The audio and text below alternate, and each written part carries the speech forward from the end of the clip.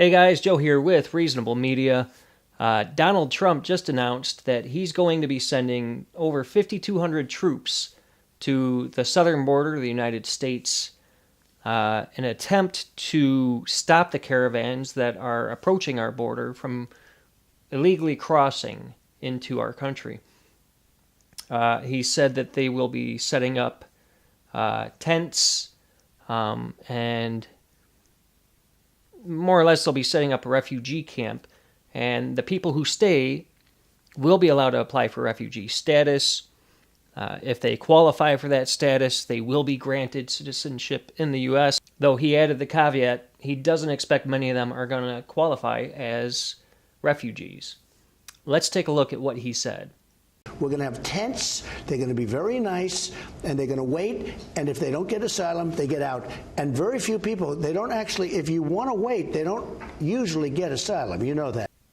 Okay, so I expect this is going to be reported very negatively by left-leaning news organizations, CNN, MSNBC, the New York Times, etc. As a left-leaning voter, I think this is exactly the right move. Since even before Donald Trump took office, he's always had a very firm stance on illegal immigration. And Democrats, both in office and, left-leaning news organizations, I assume reflexively kind of took a firm stance for it, which has always kind of perplexed me. Having a border, a defined border, is a good thing. Whether or not we need to spend billions and billions of dollars on a wall, completely different issue. The border itself, having a secure border, every country in the world has a border, and every country in the world tries to secure it with immigration laws and immigration requirements. And I've watched politicians in office, currently in office, call for the abolishment of ICE, which just absolutely blows my mind. ICE is the organization, they're the police force essentially tasked with enforcing our immigration laws. If we're not going to support those laws, what's the purpose of having them? And this is one of the biggest problems I see with the Democratic Party right now. They're lost. They don't have a platform. And when I say that too, I don't mean the voters. Voters aren't lost. The Democratic voters are everyday American people. The politicians, on the other hand, have no idea what their platform is and no idea where to go. And so they keep latching on to these losing issues, like border security, which, check the polls. People want a secure border for the same reasons people lock their doors at night. It's the sensible thing to do. And look, I'm a Democrat. Hell, I'm a liberal. I voted for Bernie. I'll probably vote for him again if he's still around and he runs in 2020.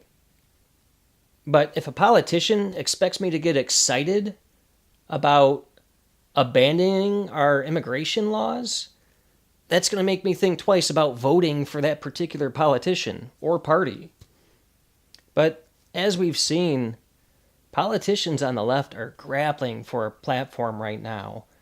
And I think the trouble is none of them are typically governed by any first principle. And so as a result, they're just kind of latching on to whatever recreational outrage hashtag happens to be trending at the moment. And that's actually driving a wedge between them and the people they hope to vote for them in the future.